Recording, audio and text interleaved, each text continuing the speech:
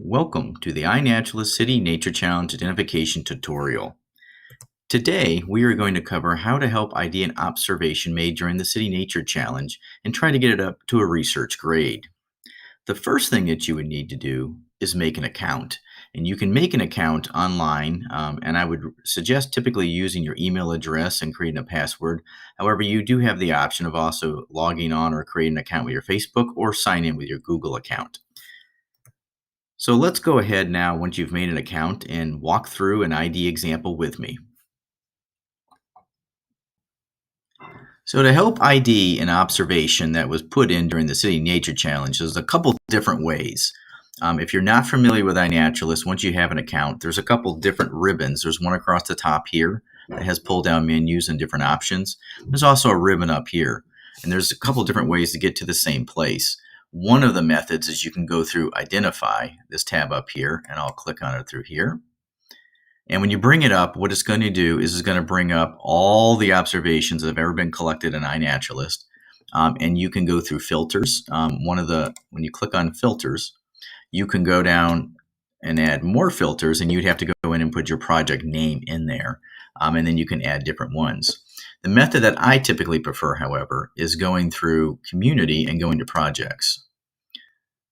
And so we'll go through Community, and when you type in, you need to know the name of the actual project that you're going to help ID. And for this particular tutorial, we are going to go through and look at the City Nature Challenge.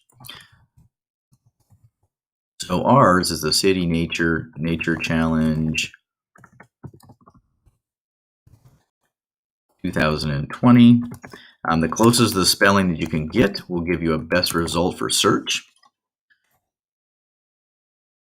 This way, when you go this direction, you're able to make sure that you are picking the actual project you want to help in. And so here's ours. If there was other things that were similar in name, they would be listed down here. We are going to choose the City Nature Challenge 2020. So this brings up our project, and if you just wanted to go investigate it and look around and see what's going on, you could do that. You also have the option, if you just wanted to click on observations one at a time, you could do that. But let's go ahead, and if you look up top here, you have all these different choices, and you have observation, species, identifiers. If you go under observations, it's a hyperlink, and you can click on observations. And the menu that pops up here gives you a couple of different viewing options. One, you could look out on the map view. So if you wanted to zoom in and click on individual observations that are on the map, you could do so. You could go back to the grid view that we were just in, or you could go in list view, and you could go one by one and look at the observations. Usually the ones at the top are the latest ones that were put in. But we're going to hit the identification tab. And so right now, this opens up the same menu we were in just a few minutes ago, and with the filter box right up here. And so you can go one by one in here, but first, let's go ahead and set a filter. So depending on your taxon background and what you're comfortable with helping identify, if you look in here already, because we went this direction, the City Nature Challenge has already been added as a filter for us, and so it's only pulled the data from that particular City Nature Challenge. There's many other things you could put on here already. It has Needs ID is already here. You could also review if you wanted to research grade and help and add to a research grade. You could also search people if there's individuals you're following. For me, I'm going to go by taxa.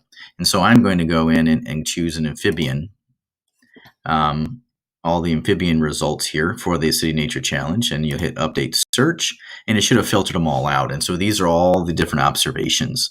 And one of the things I wanted to highlight, if you go over each card, you'll notice up here it has marked as review. And so you can go by and mark all of these as review as you've gone through them. Some people start at the top and just go one by one by one. I'm going to just, for example, pick one I know that we can probably do here live. So let me look through here, and here's a great one here. So we're going to go over here.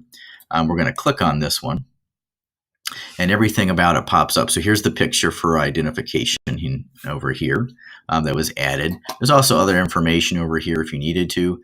The person who put this up put it as cricket frog level, so that's the highest this person would go. So we just have the genus level here. And I think we can definitely go a little farther here. We know it's not cultivated or captive, so we're going to leave that alone. If we needed suggestions, we could click on this, and the program itself, iNaturalist, will bring up a few other photos related, similar to on your cell phones, that you can compare. This is the closest picture that it's looking at, and so we could definitely look at that and compare some of those. I happen to know that this definitely is a cricket frog, and this would be a Blanchard's cricket frog. So what I'm going to go to over here is I'm going to go back over here, and I'm not going to agree, but I'm going to add down here and my actual comment. So we're going to put in Blanchard's cricket frog. Here it pops up here. And so I'm going to put, you can put comments in here why I think it's a Blanchard's cricket frog. This one for us would be, put the most common.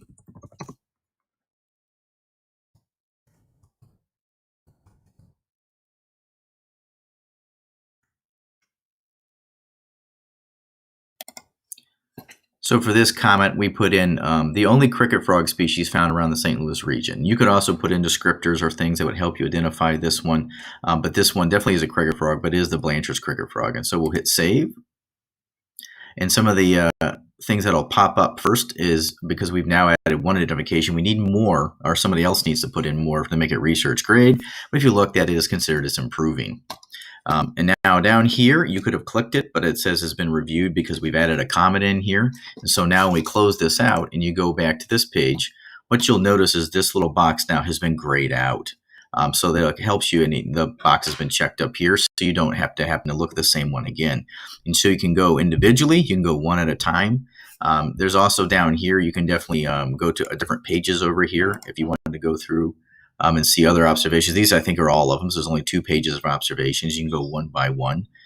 So this is how you would identify an observation and help it get up to research grade. Hope you found this helpful. Thank you.